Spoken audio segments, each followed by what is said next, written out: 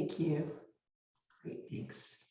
Thanks for getting the recording started, Bradley. Appreciate that. Welcome in, everybody, to the NGSS ESS webinar for January, start of the new year. Happy New Year to everyone. Start of 2022. Today's webinar is Beyond Interactive Maps, Building Story Maps. And as you can see here on the screen, we don't need the introduction to Zoom anymore, but it's up there in case you've been out there and away from Zoom for a while and have forgotten, maybe over the holidays, all about where the Zoom controls are. So there you go.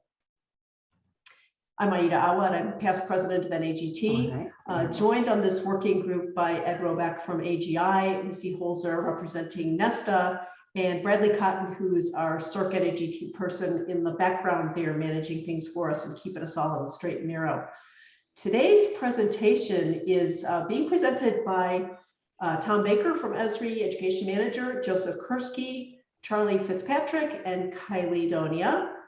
And we'll also have a post-webinar survey. We'll give you the link to that at the end of our session today. But I do want to invite you throughout the course of this webinar to be really active and participate and drop in any thoughts or ideas or questions that you have into the chat box throughout the course of the webinar. And it's really not just for questions. It is a chat box, not a question box. So let's have a conversation there, kind of a back channel chat. Announcement of an upcoming webinar for next month. The registration will open soon. Will come out in your inbox to you very soon. Will be entitled Exploring the Earth System with Understanding Global Change. So keep your eyes open for that. And as always, a reminder that all of our webinars are archived. They are on the AGI YouTube channel in a full playlist. You can visit the YouTube channel or drop that link there and get to any of those. And just last reminder that we're going to invite you to put any of your thoughts, questions, ideas into the chat box throughout the course of the webinar. And without further ado, I'm going to stop presenting here and I'm going to turn things over to the ESRI team. Take it away, guys.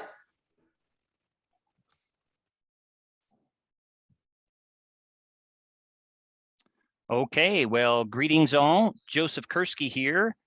And on behalf of my team and myself, we're just thrilled that you're here. We love working with you all in the earth science community, and we love interacting with you on why and how to use geotechnologies in the classroom. Hopefully you're seeing this Building Story Maps story map. So I want you to put on your educator hats, not that you ever really take them off, right? But while I'm presenting my section of this, and I think my colleagues are going to be doing the same thing, we're going to be showing story maps to teach story maps. So you'll see some functionality here that might be of interest as you go forward. So for example, I've got this image, as you can see, the famous Ennis alluvial fan in Montana. So if you teach geomorphology, you'll recognize that right away. But notice in my story map, I have these tabs right underneath the image so that you can see and say to yourself, as I and my colleagues go through this,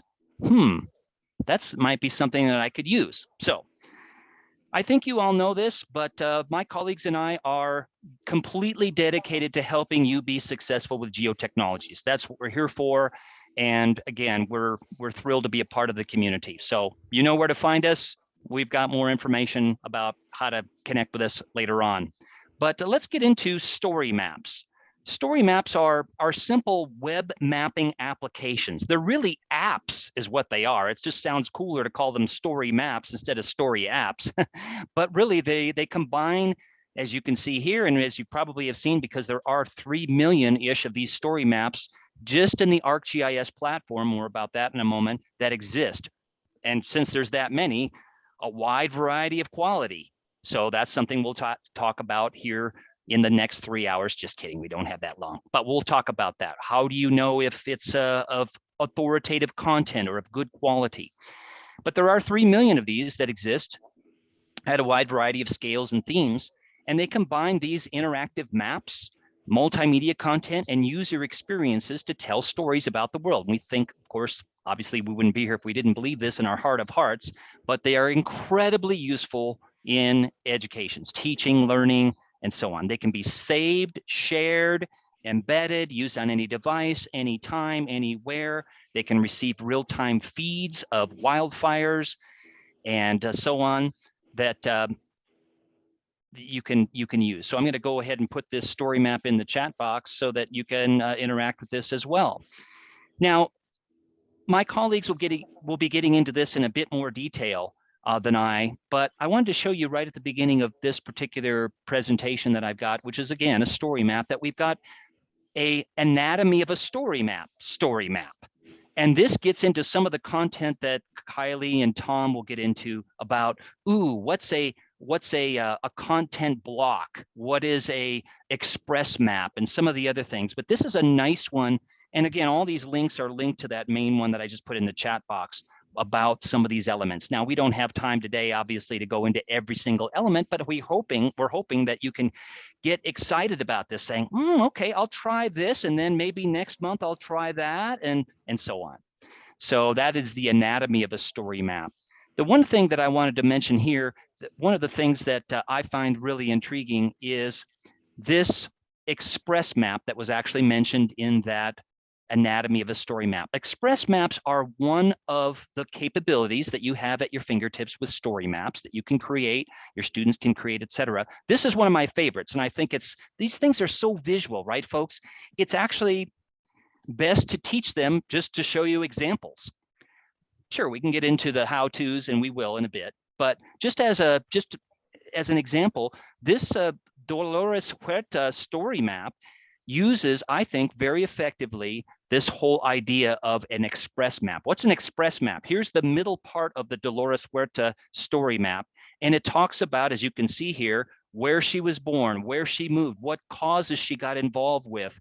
And you see how the map moves as I kind of scroll through her beginning years of her life. And so I think it's a very effective use of a express map. And what we want you to do is, okay, maybe I'm not teaching about Dolores Huerta, but I could use that technique to teach about landforms or river systems or natural hazards, etc. So that was another thing I wanted to share there with that just example of an express map. Now, another thing that I wanted to mention is that you and I use lots of tools that are sort of standalone tools, right? They're not connected to anything else. For example, some apps on your phone, maybe an app on your computer, a tool on your computer. And those are fine for what they do. They do one or two things and they do them well.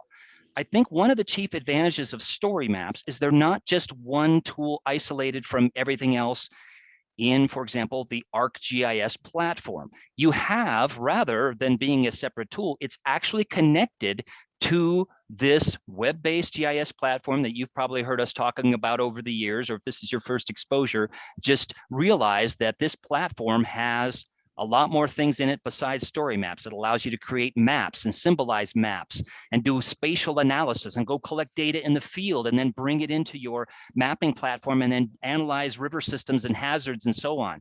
So it's all connected. That's the wondrous, glorious, beautiful thing about story maps. They're not just something that, Joseph or Kylie or Tom or Charlie invented in, our garages. It's actually connected to this bigger platform, which has huge implications that we'll get into here as we go forward. Now, Tom, I think for part of his section is going to go into this a little bit deeper, but why to teach and learn about story maps? Okay, Joseph, this sounds interesting. I see some interesting examples there, and you can go to the story maps gallery that I also have in this story map to explore further.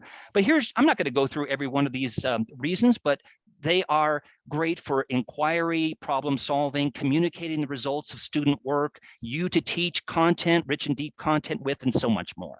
So again, I'm not going to go into all that, but I do want to mention one thing, and that is this number 7 assessment instruments. I know Tom's very passionate about this as well, so he's going to go into this, but take a look at this. I love geomorphology, so forgive that focus here on this particular one, but here's a landforms greatest hits, one that I created last month. Some of you may remember the set of 100 USGS topo maps with eskers and alluvial fans and so on. I used to take around a big, huge roll of USGS topo maps to teach that lesson. And I think Charlie remembers me wandering down hallways and conferences with this big roll of topo maps. Well, I put some of those, about 20 of those landforms, into this story map with the USGS topo base, which is again part of the whole platform. And so here, not only do I have the tombolo here, or the Cole or the peninsula or whatever, but I also have a small quiz in each one of these. Okay, I already mentioned this. Hey, here's an alluvial fan, right? So I've got the quiz actually tied to the story map where you can say, oh, okay, what is this? So it's an assessment instrument, and Tom will say a lot more about how to assess student work inside StoryMaps. Now, there are, I think, three main ways that StoryMaps can be used. You can teach content with it. So, for example, if you want to teach about tornadoes, hurricanes, river systems, population change, etc., there are story maps that have very rich and deep and interactive content that can supplement or replace some of the elements that you already are teaching with. So that's number one here. Number two, you can create your own story maps, which is, of course, one of the reasons why we have this hands-on component that Kylie was hinting at earlier. And then thirdly, students can create story maps to show the results of, hey, class, we talked about tsunamis last week. Okay, create a story map with the Hilo 1946 and the Japan 2011 tsunami, or a tsunami of your choice, present it to your peers in an online setting or in a face-to-face setting, and I will assess that work and we'll have a discussion about it. So students can create their own. And I've got some examples in here of just that. Let me check on the time there. I've got just precious few moments left. I encourage you, I'm not going to spend time in this workshop right now, but I encourage you to go to the StoryMaps gallery and just have a look at some of these story maps that exist. They're sort of the greatest hits, if you will, because again, there are 3 million of these that actually exist right now, most of which are actually shared with the public, more about sharing in a bit. But for example, number one that I mentioned, that reason number one, how would I teach about this? Well, again, put your teacher hat on. I noticed that inside this story map, I have the content embedded in here. So I've got a story map with a embedded map, or a story map in this case, embedded in that overall story map. So you can embed these things in very meaningful ways. So this was just an example of teaching about the age of the Anthropocene. Why do humans impact the environment, and how does the environment affect people? And why does it all matter? So teaching an existing topic with these tools and these maps, I think, is really quite compelling. And I'm going to scroll through these. I'm just going to look at this one just to show you an example of, hey, you can embed, hopefully you're seeing this video feed. You can have looping video or a static one link video in your story maps as well. Now, there are some really compelling examples of students doing this. It's not just us talking about this. They're actually doing this. One of my favorites is this one from a middle school student in Canada about the right whales in the St. Lawrence. It's long been one of my favorites. One of the reasons why is because the student at the end actually goes into a solution.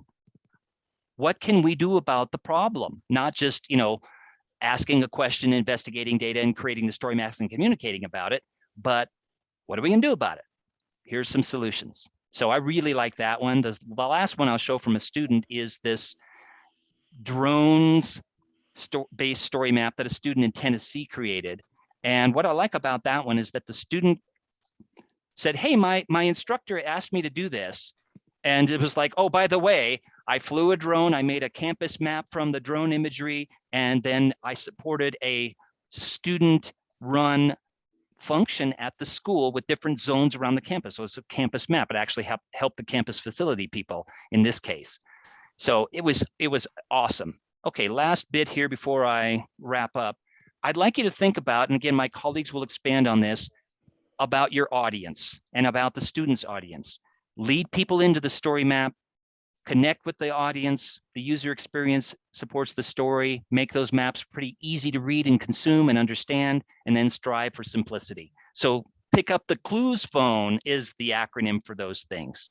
And I encourage you to think about those, and also encourage your students to think about those as they create these. Why are we creating this? And therefore, what kind of story maps tools should we use as we move forward? So I'm going to close it off right there. I've got more in here. As you can see, I'm only about a third of the way through this particular story map, but lots more from my colleagues to come. And I wanted to give them ample time to get into some of the content. But I hope that was intriguing for at least an intro to what a story map is, why you might want to consider using it, some examples, and as you're going through this, thinking about the way that I laid it out and how you might use some of these tools in your own instruction.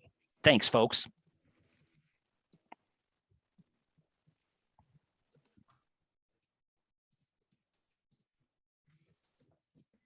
All right, thank you, Joseph. Let's see, hopefully that is my browser now that's showing, designing story You're maps. good. Thank you. Yeah, so I've done something similar to Joseph in that I've put my notes, my presentation bit into a story map. I'll share the URL out with you all in a few moments. I only wanted to touch on a few elements of designing story maps and really start you down the process of thinking about how you might design your own. Later, Kylie is going to walk you through some of the steps of putting some of these components together. But we all firmly believe that maybe beyond today's story map, for an actual instructional story map, you're going to want to think about it ahead of time. It's going to require some planning. While story maps appear to be very simple, very elegant ways of presenting content interaction to learners, they are or can be on the backside quite complicated. So with a little bit of planning, you may save yourself a ton of discomfort down the road when we think about these things. Now, Joseph alluded to this idea of what story maps are used for in education. I prefer to think of these as where do a lot of our story maps that we use in classrooms come from. They're either pre-built by somebody else, sometimes authoritative, sometimes not. They're teacher built or they're student built. What we're obviously focusing on here today is those teacher built story maps. And then beyond that, our focus really is going to be, at least today, focusing on pure content story maps, much like the age of the Anthropocene that Joseph briefly showed you on screen. As he alluded to, there are also ways to encapsulate teaching process, as well as using them for assessment instruments. Joseph showed you one approach to assessment. But more interestingly here, I want to show you an example of what a process might look like in the context of a story map. And I think my screen may just, let's see, I don't know if that will hold or not. In this particular case, we're trying to familiarize students with the very basics of collecting and thinking about and visualizing data. So we ask them to address some bit of data that's probably quite familiar to them, in this case, pets. So we, in this story map, actually embedded a form that asks students, hey, do you have any pets? And if they hit yes, then the form opens up and asks some more about the quantities of pets. How many cats, how many dogs? And then of course, roughly at least, where are you? Maybe it comes down to what city are you in? We provide a little bit more context, but really offer some guiding questions to why is the data important and what sense can we make of it inside of something like an analysis tool inside of a story map. So one thing you can do inside of story maps is embed content from external sources or other Esri sources. This is actually a dashboard that's pulling that data from that survey we briefly looked at up above and allowing the student to take a closer look at what some of these data mean. I'm not going to drill into this. Again, it'll be in the URL that you get from me in a few moments. But all these things are possible in terms of thinking about process and not just, content, particularly static content. One other element I'll try to be very brief and show you is this idea of assessment. Yeah, we can obviously print out a text assessment on screen and the students can fill it out, but you can also make them interactive. You can tie them to interactive maps and then ask students formative assessment items. Now, many of these techniques that I'm showing you here beyond the pure content form is really, they're really more advanced. So we're going to put those off until we get, our feet stable and sturdy with some of the basics. And what we want to do really is think about what a teacher crafted content heavy or content forward story map might look like. So one thing today, and really for the first couple of times you build out these story maps, keep it simple, right? Focus on the narrative, focus on the story that you want to tell, focus on some simple media elements like perhaps a photograph and a map. Do some internal planning, including goal setting. What is it? Why am I using this platform? Because there are plenty of other options. And of course, is my audience actually going to respond well to this particular platform? This is inherently geographic. The advantage to using a story map for a particular presentation is because you can embed geographic data, maps, layers, and analysis. Beyond that, it's pretty cool. It's at least on par with some of the best presentation and publication platforms on the web, but it may not be the solution that's best for your particular need. But again, if you're thinking geography, geographic data, spatial analysis, these components will all make the StoryMap platform shine. Once you get an understanding of your goal and your audience, make the outline. It sounds a bit novice, but storyboarding out what you want to do, what you want to say is imperative, particularly when you start dumping context into this completely white landscape that you're dealing with. Having some sense of directionality before you ever even open up the system is going to make you a real winner when it comes to producing. Joseph alluded to a StoryMaps gallery. I prefer to also look for native searching inside of ArcGIS Online for StoryMaps. Inside that map, I've got a link, and if you want to do a quick search for a topic that's StoryMap based, in this case, I'm looking for climate. I found 6,486 results that are just story maps inside of ArcGIS Online. So it's worth a look to see what's already pre-built before you try to go down the path of crafting your own, because a good story map takes a lot of time. It takes a lot of energy. We will, at that point, you're going to collect the resources that you want to apply, whether they're images, maps, data layers that go into the maps, so on and so forth. I'm going to skip over the building because that's where Kylie is going to focus. I want to call your attention to the sharing model, though. For story maps and everything in a story map, especially the maps and the data layers that go into a map, sharing settings inside of ArcGIS Online are important to understand. If you're going to share your production, your story map with the world, you need to have it set to everyone to public. That's not just a story map, that's also the data and the maps that compose it. If you don't, it will either not publish correctly or will not display as you expect it to display to your end users. You can also set sharing to organizational level, where people that are logged into your organization, such as your own students, can see the map, but nobody on the outside of your walled garden can see what you've produced. And then finally, of course, you can not share it at all or keep it private so that only you have access to it. Evaluate your work, obviously, especially if you're publishing it. One thing I'll point out here is that we do have a reading level tool. If you are working with, say, transitional grade levels or a wide range of reading abilities, this may be something of use to you. You can investigate that on your own. And then lastly, I'll point out to you that there are things called collections inside of StoryMaps, where you can bundle up groups of story maps and present the collection as to students. So if you want to have 3 different story maps on the North Atlantic Current, that's entirely possible. You put them into a collection, you share the collection publicly, and you're good to go. So with that, I'm going to turn it over to Kylie and let her walk you through some of the processes for actually setting up one of these story maps. Great, thanks, Tom. So let's take a second. Let me get my screen and everything shared here so we're ready to go. All righty. So thanks, Tom and Joseph. It was a great intro and overview to everything that we're working on here. And right now we're just starting with a blank screen, right?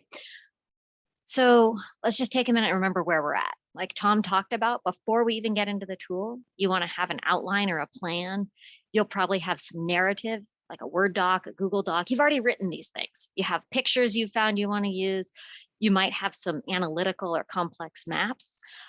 You may also have some plans for a simple map that you want to build. And we'll talk a little bit, as has been touched on express map versus a more complex map and how you can use those within the tool. But right now, I want to invite you to join me.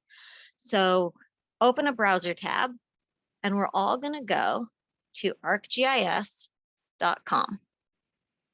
Okay. So I am going to go kind of slowly here. I do want you to actually try these things with me if you can.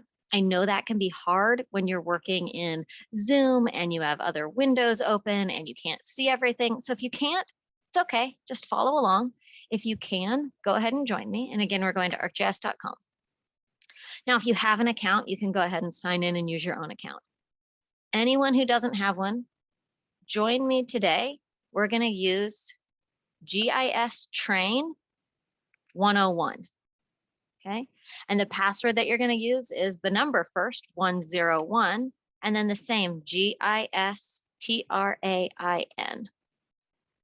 Okay, so GIS Train 101 and the password being 101 GIS Train. And Charlie stuck that in the chat. Once you've clicked sign in, you'll be able to work with the app. You'll be in ArcGIS Online. Now, okay, it just had you all use the same login and sign in. Don't do that in your classroom. Okay, there's a lot we can do wrong doing it this way. For ease of letting everyone get hands-on, we wanted to go ahead and do it for this workshop. But in your classroom, you can get logins for every student, for yourself. We provide those to you. And so this isn't something you'll need to do. There are some dangers because if we wanted, we could all step on each other's toes and change each other's content and do all kinds of things we don't want students doing to each other. Okay, so for today, we're going to go with it, but let's not do this in the classroom. All right, so once we're signed in, we are in ArcGIS Online. This is where we could go to the map and make a nice complex map, adding a variety of layers, doing some analysis. It's where we can search for content like Tom was showing a link into. It's where we can find content of our own that we've created before. What I'm going to look at right now is this waffle icon over next to the profile. When you click on that, you're going to see all the other apps that you can use with ArcGIS. And in this case, we're going to jump to StoryMaps. When you come into StoryMaps, you kind of have a landing site. It's going to show all of the stories you've created, as well as access to some other collections of stories. But right now, we're going to create our own story. So we're going to go ahead and click on New Story. When we're in here, we have some choices. I probably 99, no, I might even 100% of the time choose start from scratch. These other things put some components in piece that help you build a story, but they are all things that you can add in later once you've started from scratch as well. I don't always know when I start exactly the component that's going to give the display I want, and so I usually just start from scratch. All right, now don't get too intimidated here. We're going to write a story that you should be pretty good at writing. So for the title, I want you to type your name. Okay. One reason we're doing this is because we are all working in the same account. This is going to keep them unique. If we need to come back in and edit, we'll know whose is whose. And the other is everybody has a story to tell that has a little bit of geography to it. So it's a nice, easy one for us to come in and not have to worry about the details. Because again, we haven't done the things Tom talked about of having a Word doc with our text, gathering our pictures, all of those things. Now you'll notice up here, it says saved. It's already saved it for me. This already exists. All right, there's a publish button, there's a preview button, design, and there's, like Tom mentioned, a blank white canvas. So let's go ahead and let's type in some text. So let's tell our story. You can just click and begin typing. You'll notice there's this nice little plus button and it's going to follow you around, sometimes looking green, sometimes gray. So let's type in some text. I'm going to go with just a quick, easy sentence. I'm going to put in some headings, part 1, and let's say some more text, and then we can say part 2. Just kind of taking my Word doc, my theoretical Word doc or Google Doc, and moving it from that format into this one. So I'm starting to put these pieces that I've planned out into the file. All right, now what I want to do is turn some of these into headings. So you can, but before they do that, actually, I just want to point out when you can hover, you see that plus sign that appears kind of next to, and if I go over there, it turns green. Okay, so if you need to add in a new paragraph, you're going to click that and oh, look at that. That's not just paragraphs. Here are some of those things we saw that we didn't start with originally. And then we have all these other types of things. Here's how we're going to add our images, our maps, extra text. We'll come back to that. That plus button is one of your main interaction points when you're authoring a story map. All right, now let's create those headers, because one of the things Joseph showed was that really cool navigation, and those are really useful to be able to make. So how would we do that? Well, we're going to select the text that we want to be a header. and a nice little toolbar appears. I can change my text. I could make it a link. I can change color on it. But in this case, I'm going to change it from a paragraph into a heading. Okay. That didn't get me those tabs though. There's another step I need to take. And that step is to go in here to design up at the top, because I want to design how you interact with my story.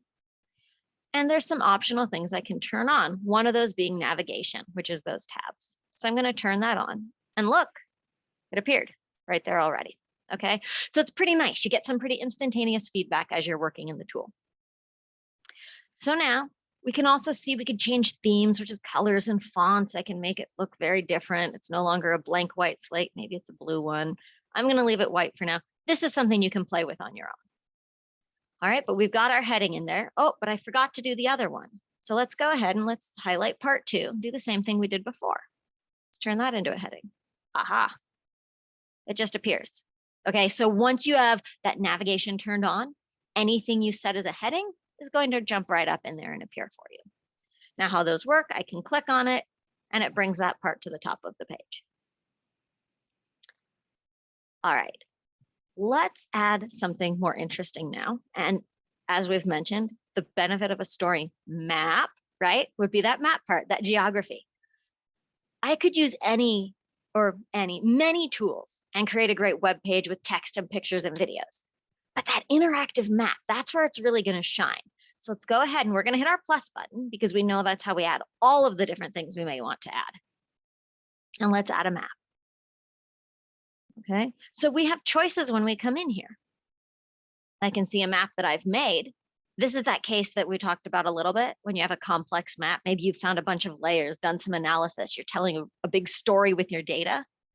You can grab that map that you've done before and just place it right into your story. If you have favorites or other content in your organization, you can find those kinds of things all in here, or even maps from the Living Atlas, which is Esri curated content. But right now, I just want to make a really simple map about where I was born, where I live now. I don't need to author that ahead of time. I'm going to actually use what's called an express map. And what that is a map that you're creating right here in the story for use within the story.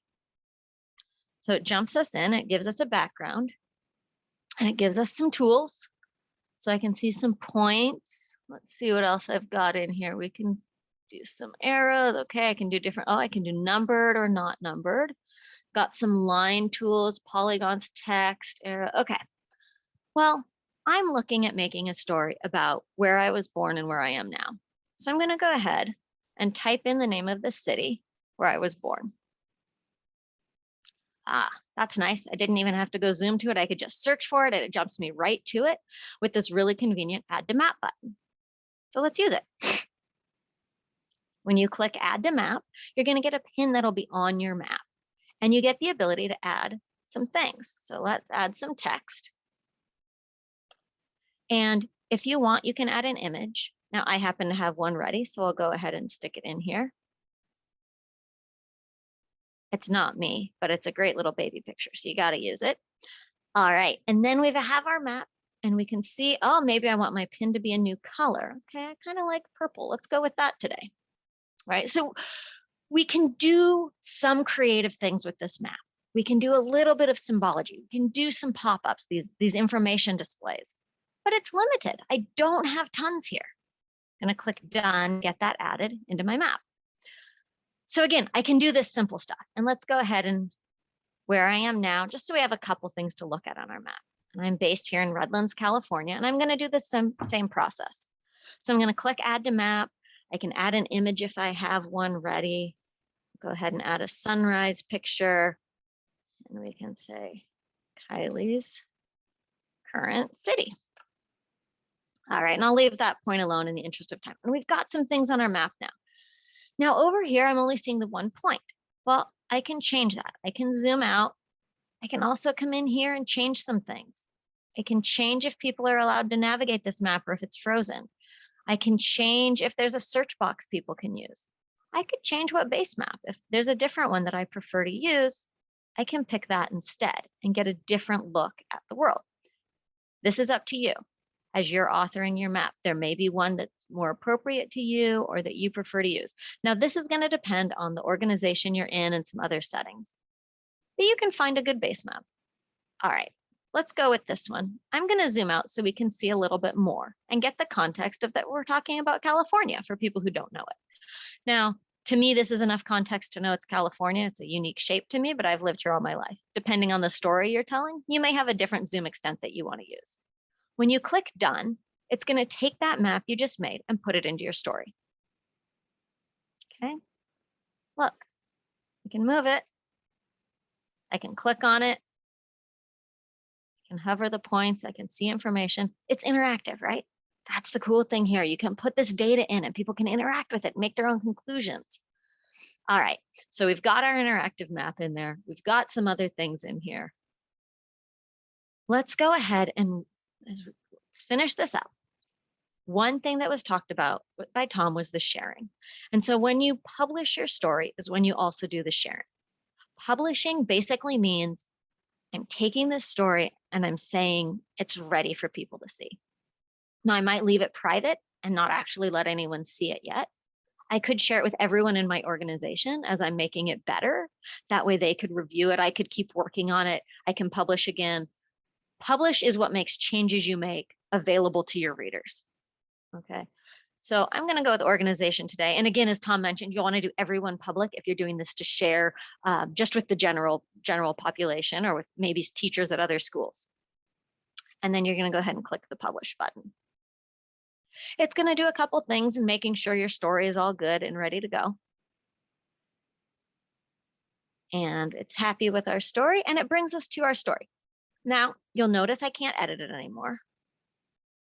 Right? It's different now, right? Like the link thing appears, but that's different. It's to copy it. I'm not editing now, I'm viewing. This is what it's going to look like to my readers. Honestly, this is a really uninspiring story, right? Like it's pretty bland, it's pretty blank. We did this kind of quickly. There's a lot you can do to change that. And if you want, you can go back in and edit. And what I encourage you to do is take some time with your story, maybe add a cover image. Okay, so you can browse your files. You can put a picture in here to give it, we'll just use our same sunrise picture today. Give it a little bit more draw so that people want to keep reading. They want to see what you've written about. Making it engaging is a big part of holding people's interest. And then the interactive maps are also going to help with that because you're engaging the person in the page that you've created. All right, one thing I didn't cover, actually two last things really quick here. When you hover, you'll see this tool appear, right? You can change how much space your map takes up. Maybe you want it small and to the side because it's not the thing they need to dive into. Now, as students are working with it, they'll be able to expand it and view it larger. But it lets you position it within your narrative and around your other images the way that makes sense for the story that you're telling. Okay, and these are also just other size choices of how you position it. The other thing I want to show you quickly is this preview button, because as you're working, you can click that preview and it has this great little tool at the bottom where it lets you see what this story is going to look like, for example, on a phone. If you have a lot of students who will be working on a phone, you can make sure that the experience you're created is going to work for those students. You can see it on a tablet. You can see how it will be on a desktop or a full screen. Okay, so that's, and then you use this little X here. This is the tricky part for me. I can't ever remember where that X is. It's down here with where you switch what you're looking at it on. You can click that X to jump right back into your story and keep working. All right, I know I've gone a little over my time, Charlie. I hope you're still good on time. Okay. All right. And again, I want to encourage you, if you have questions about anything you just tried or something I did, please go ahead and stick them in the chat or ask us near the end here. And thank you. Outstanding. That was great, Kylie. And what I'm going to do now is share my screen and kind of walk you through sort of the last couple of elements that you really need to be thinking about. So StoryMaps are really about presenting a bunch of information in a finished form for people, making it so that they can interact with what you have presented. So you got to be thinking always about your audience. you're always thinking about what are they going to want to do. It just takes some experience, basically. So we've got some examples that you can see as part of the ArcGIS online competition for high school students and middle school students. Wait a minute, you mean they can create story maps? Absolutely. And they can create some very good ones. It takes a little time for them to get comfortable with that notion of, I'm preparing something for somebody else to consume. I'm designing this finished product for somebody to consume. And this address will take you to the competition. And at the competition, let me back up one page here. You'll see at the top here, you've got tabs. And I've got at the school competition, I've got a results page, a rules page, and a resources page. We're in year 6 now for this event. So you can take a look at 5 years worth of results, including, this is the 2021 results that I've scrolled down to in the results page. The high school winner, and you can see on the map, I've got and this is an interactive map. I've got the high school winner there in orange, the high school winner and honorable mention, and the middle school winner and honorable mention, they're in green. And you can come in and take a look at their presentations. Actually, all of these that have stars in them or diamonds, you can come in and take a look at. There are 130 some odd that you can see from just 2021. You can go in and explore these. And if you like, you can explore the high school and middle school winners, a little video excerpt from them as well. They did a great job on theirs, and you can come in and experience this. Now, lots of people, when we present something, just say, oh my God, how can I possibly learn how to do this? It's just like learning an instrument. You can't know it all immediately. You've got to see what it can do and then think about, oh, I need to understand how this works. I'm actually going to zip back out of my presentation here and walk you to some of these. So storymaps.arcgis.com and then to the resources page. Where do I see that? Well, here I am. My page is a little bit tired, so it's just been sitting here. So here I am inside the story maps zone. And if I click on the resources tab up here, it's going to take me live to the resources page where you can walk through some additional kinds of help. And some of these are things that Joseph pointed out to you, or Tom pointed out to you. And then you'll see all kinds of different elements in it. What was the next one, Charlie? You've got a second zone in here, learn.arcgis.com. This is, so first, this is the product page.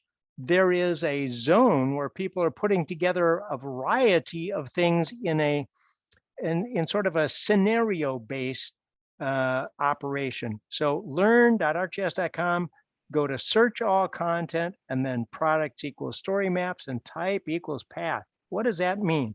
Here I am at learn.arcgis.com. They've got a front end on their collection of content.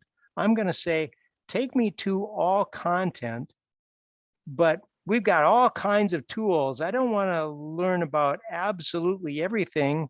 I do want to learn about ArcGIS story maps, and they have a series of exposures of them. They have some that are assemblages.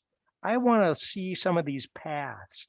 And so these are sequences of instruction that you can work your way through. Here's one about, I just want to get to know story maps. I just want to take a longer time to get to know how to do this. So that's a very good way to do it. Another one, if you just want to be thinking about this from a teacher standpoint, there is a learning plan that has been created inside of what is called the Esri Academy. This is our training zone. And inside here, you can go into esri.com/training/catalog, and then you can type in, hey, I just want to search for teachers, and boom, this is going to pop up for you. This is a learning plan, which is a series of courses similar to the path that you have inside of the Learn Zone, but you can walk through several different instructional operations that walk you through how do I learn about this. So these are ways that you can learn, and we'll share these again when we're all done here. So now, how does your school get software if you don't have software? Well, Esri makes software available for everybody to use for instruction for free for schools all around the world. K-12 schools for instructional use, it's free. Just go to esri.com/schools. That'll take you to our stories page, and you'll see, ooh, software bundle tab. That's the place where you can request software for your school or district or club. Public schools, private schools, home schools, they can do that. And at that spot, you'll see, oh, okay, do you want to go into a full school bundle? And we really encourage people to be thinking, collaborating with your tech support folks so that you can do this at a district level if you're inside of a district. So we wanted to burn through some of those really quickly so that we had some time for people to ask questions. Now, how are we going to do these questions? So does anybody have questions? My colleagues, if you're looking at some things, maybe you have seen some questions. I saw one really good question, and maybe Joseph and Tom, you have worked with the question about collaboration. Somebody said, is there a possibility for students to collaborate in this? Does one of you want to take a stab at that quickly? I'll let Tom lead the way. I was just responding to Molly's point about the nonprofit program. Go for it, Tom. You know, one of the ways that collaboration usually occurs around StoryMaps is to divvy up the work, right? So you end up with collaborative groups where students have assigned roles. One of them may be the storyboard, one may storyboard creator, one may be the chief writer, one may be the chief cartographer, et cetera, et cetera.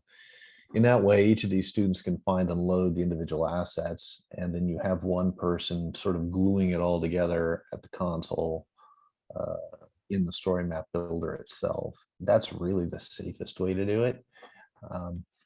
It is not by design necessarily a product where you would want to put, say, 3 or 4 students simultaneously onto the same map. You will end up with oddities doing that. So yeah, the way that I describe this for folks is, don't think of this as a Google Doc experience. Think of this as a serial kind of experience where people are working on different sections, or people are working on the entirety, but one at a time. Then you'll be safe.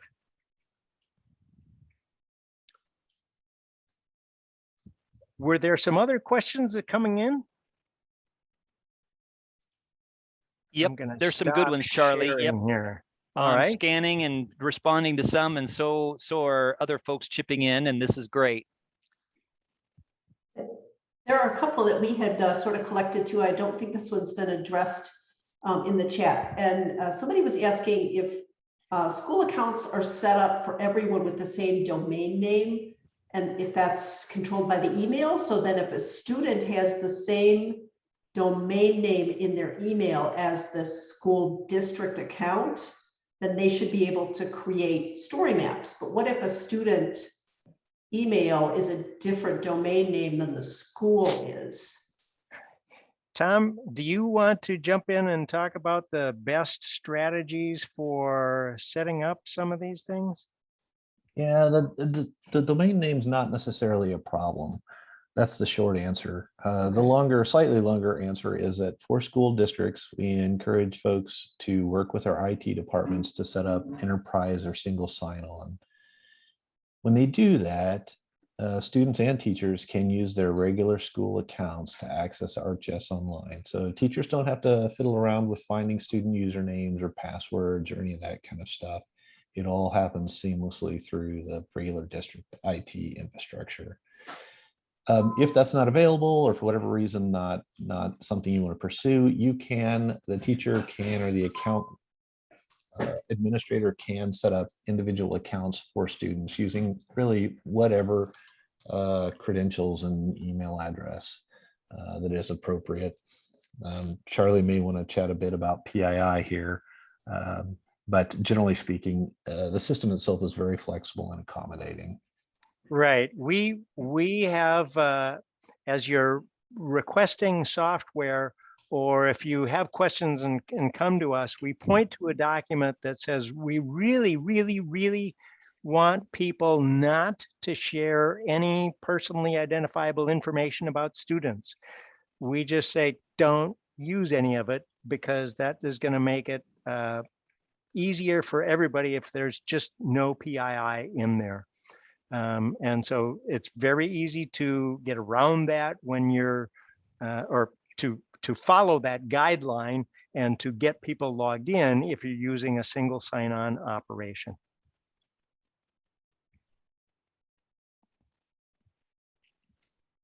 I can jump to another question if we're ready for one. Great. So Great. another one came in that, being a Windows user myself, I wanted to wait till Charlie and Tom were available. So there was a question about they've moved to MacBooks. And I know that everything with StoryMaps is done in a browser, but the question was about how well StoryMaps and Creation are working on Safari. And I think Safari Mobile in particular. If that's not right, Anthony, feel free to just jump in. Tom, you're the Safari user here. Safari Mobile, they both work beautifully. You won't have any problems at all, whether you're using one of the new Silicon chips or one of the older Intel chips in your Mac. They're all good.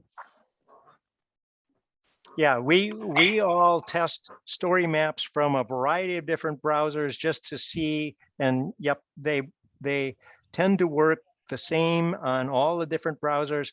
I've got a PC and a Mac and a Chromebook and an iPad and an Android tablet and an iPhone, and I test them all on these things. And that's part of the magic of the ArcGIS Online system, is it works because it's all in the web. I will throw out. Go Sorry, for it, Tom. Kylie. I was just going to say, it looks like specifically to the iPad, it works fine on an iPad. I'm old enough that my eyes don't work well when you start decreasing the size of things like fonts and colors and rivers and details, generally in, say, sophisticated maps. But those kids with, supreme vision seem to have no problem with this stuff on iPads. Yep, we're definitely on the same page there, Tom. I was going to make a similar comment just about, while the tools work in all of these different form factors, you have to keep in mind that your screen real estate space is going to limit how easy it is to author, as well as some of the working with. And there was a question in the chat early on, and I just want to make sure we honor the person who asked it. It said, are there any or all StoryMaps openly licensed via Creative Commons? That's actually, Joseph, do you want to talk about some of the domain access? Oh, sure. I'll just give a short answer. There's lots more we could talk about this. But, the StoryMaps, the nice thing that I talked about way at the beginning of this is that it is connected to this bigger platform. So you have access to an amazing variety of data at your fingertips. For example, the Living Atlas of the World, the ArcGIS Living Atlas of the World. And much of that data is public domain data. It's from US federal agencies, or it's available through Creative Commons licensing and so on. So generally though, I like Tom's approach. You're giving you the short, easy answer first, and that is you're working in education. So that's good. You're not selling these maps in any way. So I always like to encourage students on this note to cite their sources, just like they would a term paper, right? My source came from this, this, and this. Here's where the tsunamis came from, etc. So you're citing your sources. You're not selling these maps. We have data sets that ESRI has procured from different organizations. And in the rare instance when that data is copyrighted, they'll say so. So, you'll know what the licensing is on the metadata attached to the layer that you might want to use. But in 99% of the cases, especially in education, you're going to be using stuff that is publicly accessible and available and in the public domain. So good question, though, and it's a good thing to bring up with students. The one that comes up a lot is, hey, I've got the capability, as Kylie showed, to incorporate an image. Can I use an image from Bob's Photos, Inc.? Well, no, you need to talk to Bob if you want to use Bob's photo from Bob's Photos, Inc. So it's a nice conversation to have with students about, just because stuff is online doesn't necessarily mean that you can use it in or that you should use it in your documents, I guess I should say. I hope that's not muddying the waters, but actually is a good bunch of teachable moments for sure. Absolutely. One other thing, one other thing I Yeah. want to add in there is when you're working in the story map, you'll see an example of this in the story map that Tom was sharing. At the bottom, there is a section for credits or links. So it's very easy to give credit to those sources. Good point. I am going to jump in here and get us started with a quick wrap up. Ed, if you could drop that link in at this point, that would be fantastic. We do have some more questions for the team, so we're going to copy over the chat and we will provide those questions to you guys, so you get some homework after this. Oh boy. And we'll make those questions and their responses available on the website that the video goes up on, as well as out there in the comments section of the YouTube page. So those will be out there and available to everybody. Before we go here, just a couple of quick things. I want to remind you that there will be a webinar on February 10th, Exploring the Earth System with Understanding Global Change. And please do make note of our YouTube channel link so you can find the responses. Here is the link. If you don't already have it, I lost my chat, so I'm guessing it's in the chat already. Thanks, Ed, for dropping it there. To the survey. If you want a certificate of participation, the only way you can get it is by completing the survey, but really please do complete the post-webinar survey. It's really important information for us as a team as we decide what we're going to cover in terms of topics in these webinars. Also, an opportunity for each of the three sponsors of this series to say hey. So on the part of the NAGT has a full webinar series. We have one webinar per week minimum. And Bradley, if you could drop the link in so people can get that and get on the mailing list, we'd be happy to send you those announcements. And come and join your friends at NAGT. Passing it over to Missy here to talk about Nesta. Missy. Sure. National Earth Science Teachers Association is the premier Earth Science organization for K-12 educators, as well as Friends of K-12 and those a little bit above and below teaching K-12, but Earth Science being their focus. And we have a monthly newsletter that goes out that's chock full of all kinds of awesome resources, a quarterly newsletter, and we have a presence at conferences. So please join us. And then over to Ed. Hi, I'm Ed Robeck. I'm the Director of Education Outreach at the American Geosciences Institute. We sponsor many different programs and resources for teachers, including Earth Science Week, and the one that I just dropped in the chat, which is the Education Geosource database, which provides many different resources for teachers at the K-12 level and in other settings, like informal settings as well. So thank you all for being here today. Looking forward to working with you in the future. Thank you so much to our presenters, Charlie, Joseph, Kylie, and Tom. We very much appreciate you coming back for part 2.